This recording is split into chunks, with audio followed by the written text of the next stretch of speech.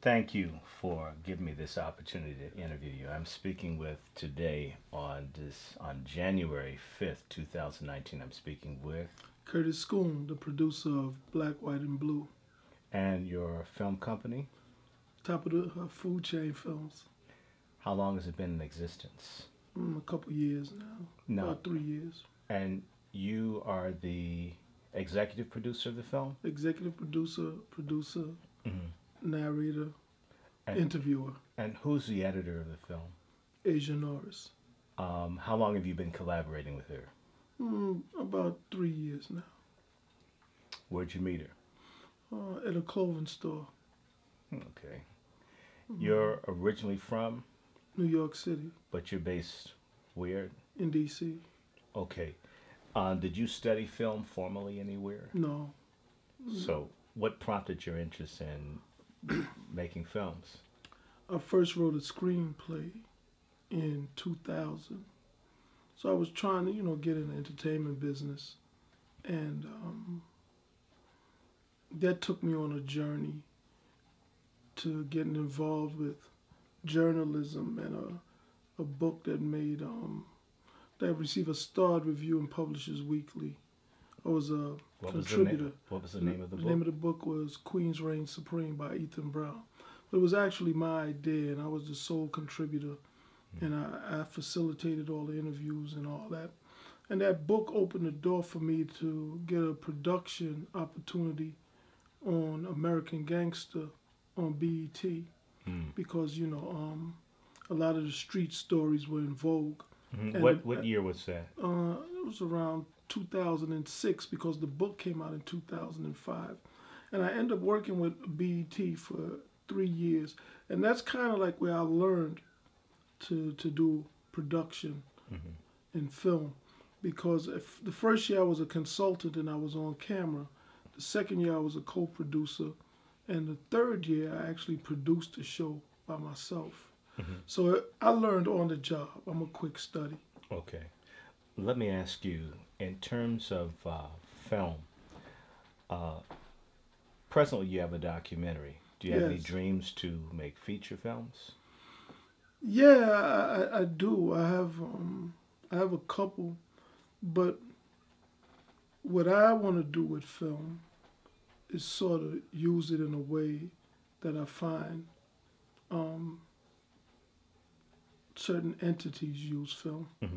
In other words, it's used to shape a narrative and to direct the thinking in a certain way.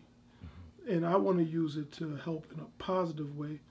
Whereas a lot of times when I look at it, it seems like film is used to steer people in the wrong direction, much like music, entertainment on a whole. But I feel like a blessing and a curse are like one and the same, the difference being in the application. If anything is used to do damage, it can also be used to do good. You know, many medicines and antidotes come from poisonous plants Right. and venoms. So and that's just the application of what I'm talking about. Hmm. So yes, there's a lot of knocks on the entertainment business, but I believe especially us, we as black people, because we're so immersed in the entertainment realm, rather than using it to promote and glorify ignorance, we can use it to inform and instruct each other. And that's what I want to do with film. Hmm. Let me ask you a few quick questions, and then I want to talk more about Black, White, and Blue. Yeah. Are there any particular documentary or feature films or television programs, actors or actresses, anything that comes to mind quickly that were inspirations for you? None. Actually, around 2009, or maybe before then, I had stopped watching TV altogether, Hmm.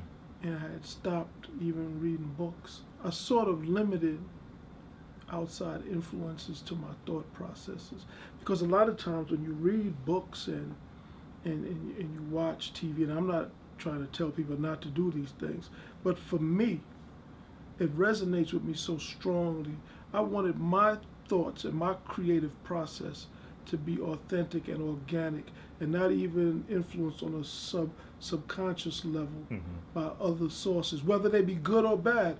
But I wanted my work to be a genuine reflection of me.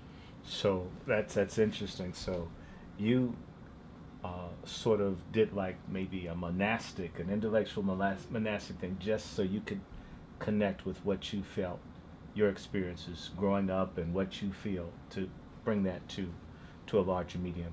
All right. So how do we get to this film, Black, White, and Blue? I'm pretty active on social media. My Twitter name is @CurtisScoon, my actual name, and I guess it began with this surge in activism in our community. About which period of time? Around the time Trayvon Martin got killed. Was that 2012, I believe, or 2013? Okay. Sometime around there, in Obama's second term. And I saw a lot of things on social media with the Black Lives Matter. And, you know, on the surface, when you hear Black Lives Matter and you're a black person, you get pulled right in. But when you start reading the fine print, the first red flag for me was the fast rate at which they mobilized around the country, and the large percentage, in fact, majority of protesters were white. And to me, just being a genuine black person, not connected to any corporations or no think tanks or anything, I know how difficult it is to raise money to get anything done. And when I saw how quick and how organized this happened, I just knew that wasn't our work. So that doesn't mean that it's a bad thing, but when people give you money, you have to always wonder, what do they want? Right. You know, because they want something. So you see the succession of these high-profile police shootings. Yes. You see the rise of Black Lives Matter. Correct. What about the actions or the lack thereof of, say, President Obama or the Congressional Black Caucus or notable black figures? Did that have any? Initially, that didn't register with me. I wasn't thinking that deep.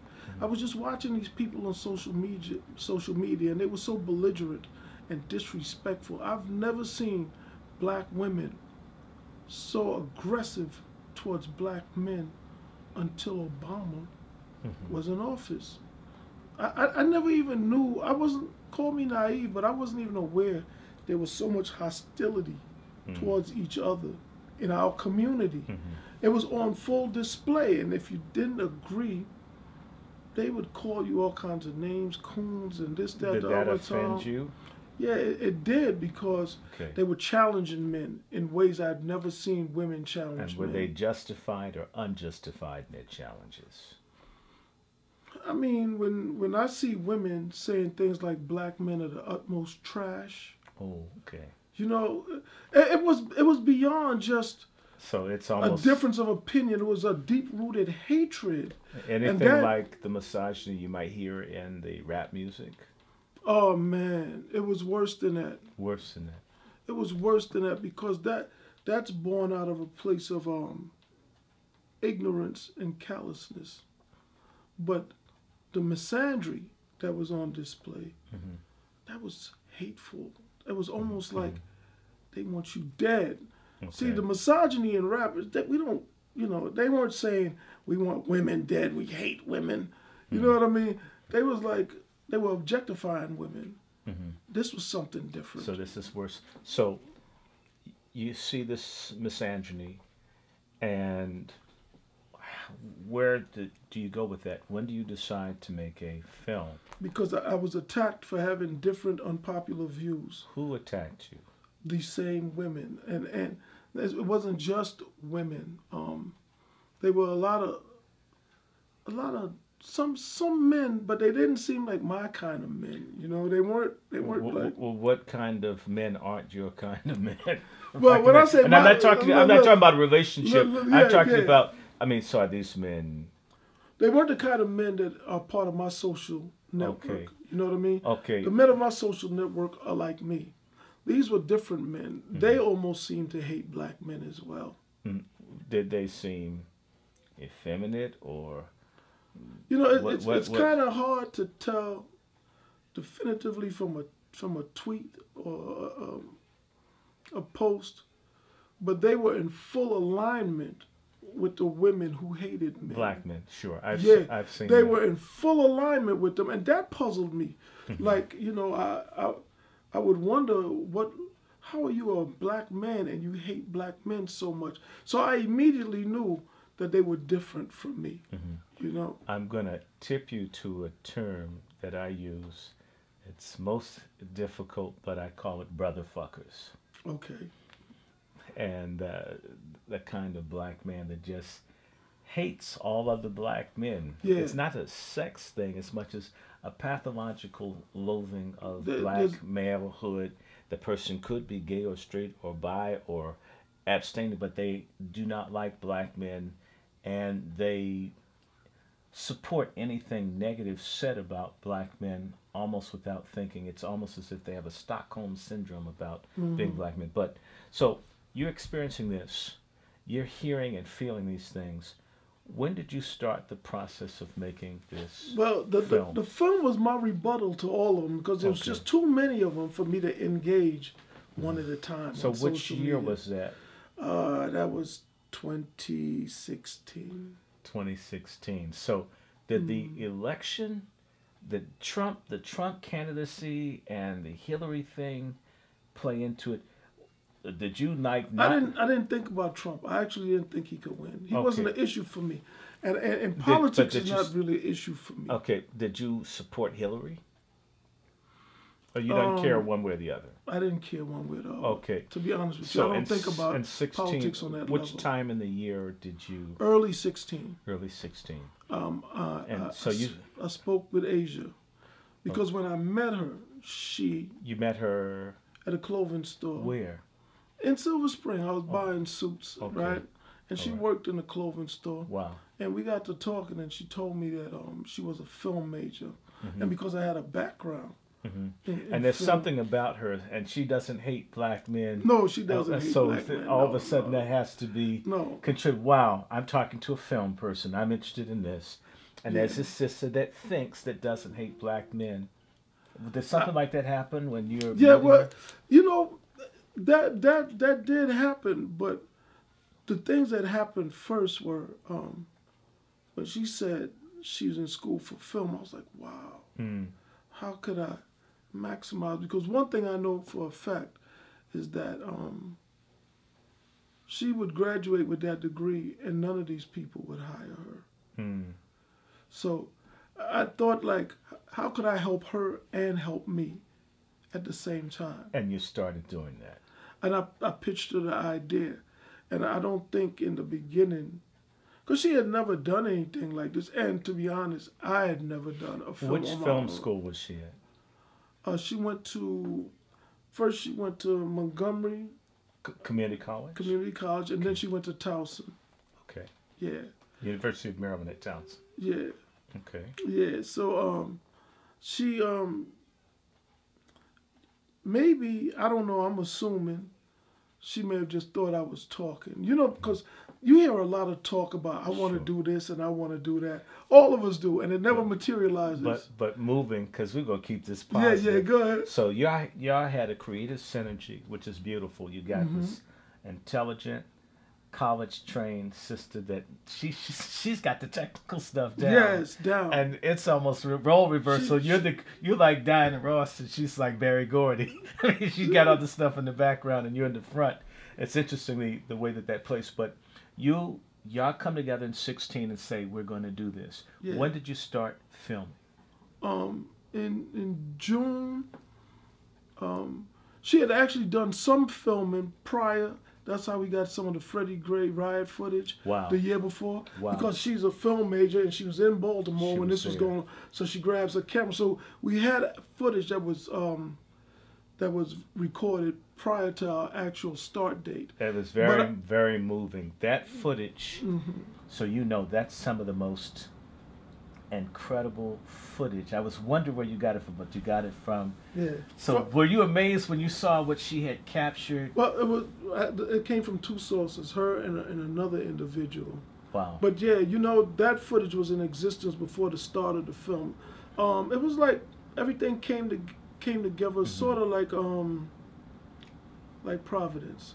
You know what I mean? So you have this film from Baltimore from two independent filmmakers. Yes. And you're shooting in June of 2016. Where were you? We bought the cameras. And you she told me what cameras to. I didn't know anything about the equipment, right? Right. Because when I worked with American Gangster, they took care of all the technical stuff. Okay. So we bought the cameras, and our actual start date of filming was, I believe, July 25, which was the day of the Democratic convention in Philadelphia. Okay.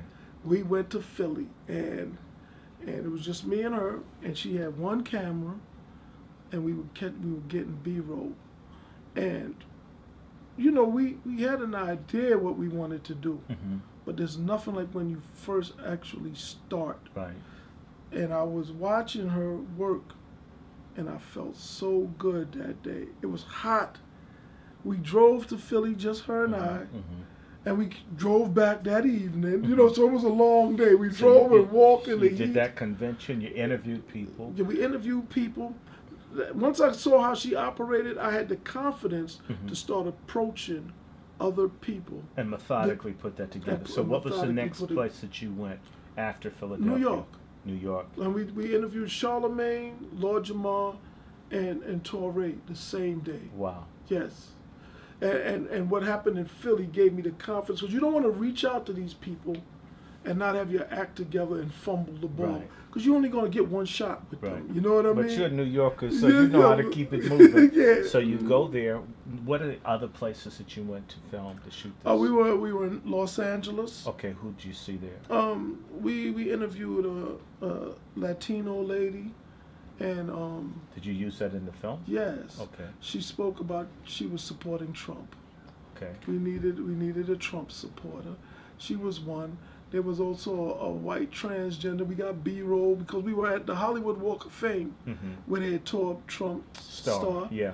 And there was protests. We got some of that. Some of that is, you know, we used about maybe 3-4 minutes of that. And I noticed, am I correct? You're not anti-Trump. No, I'm not anti-Trump, and I'm not pro-Trump. I'm not anti-Trump. I'm sort of indifferent. I'm waiting to see what he does. Okay. Unlike a lot of people, I'm waiting to see if he's going to do anything. If he doesn't do anything, what do you think about this new policy in terms of First Step, where they're at least doing something about the mass incarceration? It's not a perfect bill, but it's the first thing in maybe better part of 30 years that anyone has done around mass incarceration. I think, you know, something needed to be done because we can't be 12% of the population and 46% of the prison population. Right, you're right. So something needs to be done. But if I'm being 100% honest, and listen, I have a friend right now who I send money to every other month, who's been in prison for 25 years, right? And I have another friend that I send money to who's been in prison now for 6 years, and he got 5 more to go. And I got another friend, and I'm in touch with all of these guys. So when people talk about the prison pipeline and the prison industrial complex, like that's really, really close to me. You know what I mean? So, and saying that, my first concern is economics, not the prison system. Right. So imagine if Trump says we've got to reform the criminal justice system, and yet several members of the Congressional Black Caucus voted against the criminal justice reform thing that just passed. How do you feel about that? You know, Randy, again, politics is not my forte, but what I know, living the life that I lived, is that it's good to let to reduce the sentences of people who were over sentenced, unfairly sentenced. Right. It's good to not prosecute nonviolent marijuana. Right. But as a people, I want more than just issues involving criminal activity absolutely. to be an overture to the black community. And I have a whole lot of friends, not a whole lot, but I have enough friends who have been in the system that it's close to me. Like, I literally send money to the feds every 2 months to take care of people. But again, I don't want every time someone think that they have to do something for black people, that it involves the criminal justice system. Or welfare or police. Because all of us aren't. Right, absolutely. And truthfully, if we address the economic needs of our community, maybe those people wouldn't be there in the first place. I can't disagree. See, I'm not big on treating symptoms. Let's get right to the cause. I'm in full agreement with you. So I want to go back to the film. Yes. So you were in Los Angeles. Where'd you go next? Detroit or Ferguson, or where'd you go? We went to Detroit in January of 2017, and we went to Flint. We went to New York. We went to New Jersey for there was some convention. That's where we got Dr. Leonard Jeffries. At Newark or Newark, New Jersey. Okay. There was some kind of World Black Congress. Okay, State of the Black World or something. State of the Black World. Yeah, okay. we went there. We went to North Carolina. There was supposed to be in Charlotte or Durham or it was Raleigh. But first we went to Pelham, North Carolina, because there was supposed to be a Klan rally there in support of Trump right after he got elected. Okay, did you get there? We got there, but the Klan didn't show up. Okay. So we were there, the Klan didn't show up, and we heard there was an anti-Klan rally going on in Raleigh.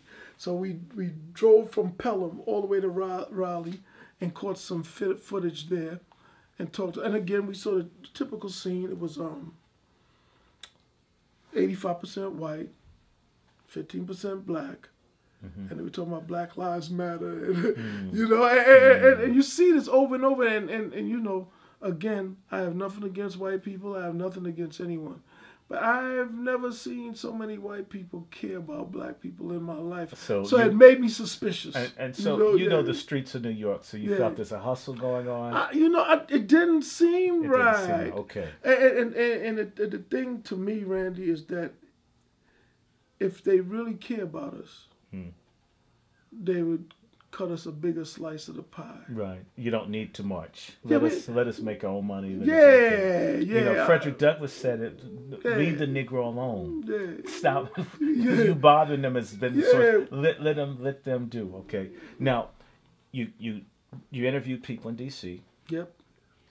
And of all the people that you interviewed or places, can you think of any place or persons that were very significant that you were glad that you captured or met? Because I don't know where you find the names or information of people to interview. I actually winged it.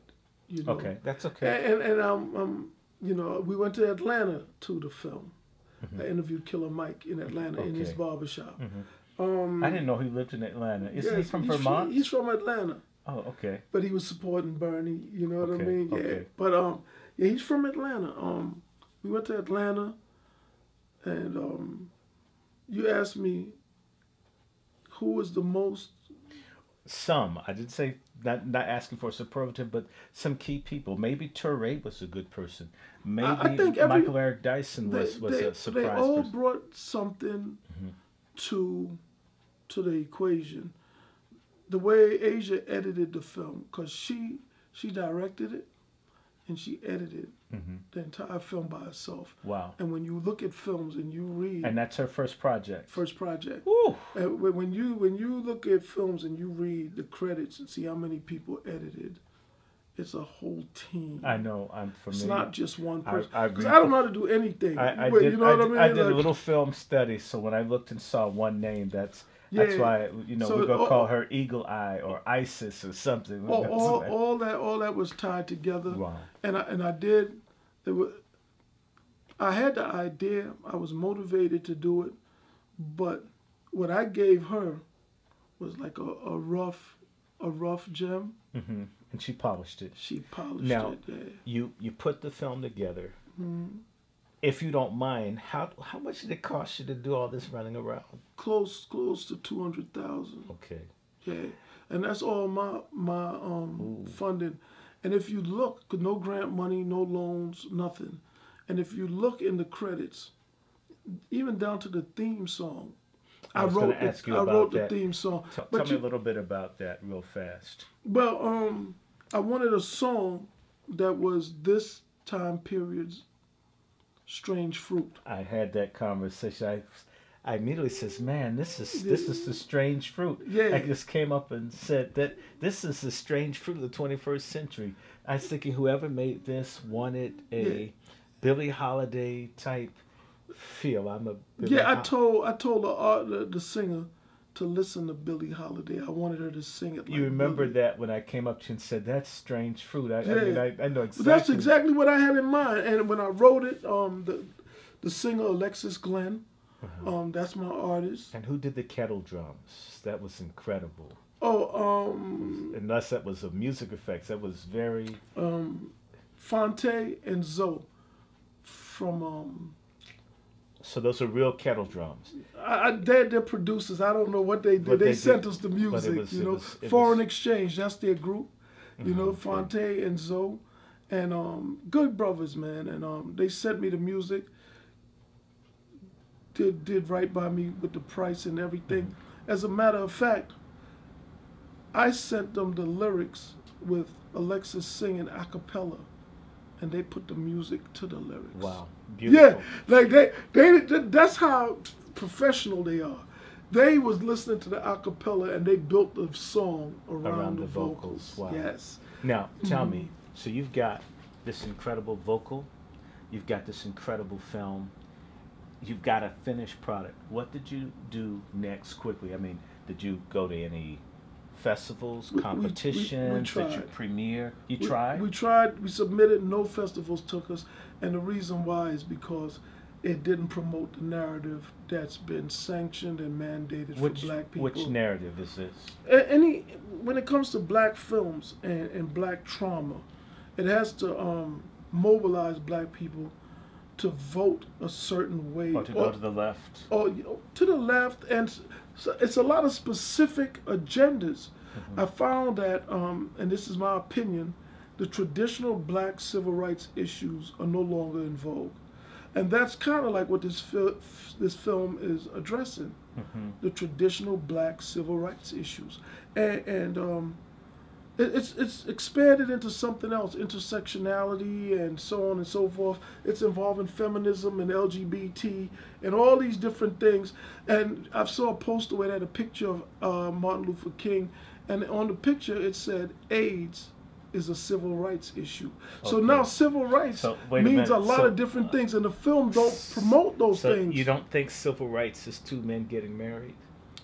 Well, civil rights, as far as I understand as far as I understand it, civil rights comes from the dismantling of Jim Crow as some kind of corrective measure for all the black women who were raped and black men who were lynched and so on. So to me, not an intersectionality with LGBTQ, PIAZ, or with third wave feminism, or illegal aliens, or transgenderism. You're saying that that's a different kettle of fish? I think they may need to start their own movement. I'm not going to diminish their need for rights. I didn't take you saying but that. I think their issues are different from ours. So there are some differences between them.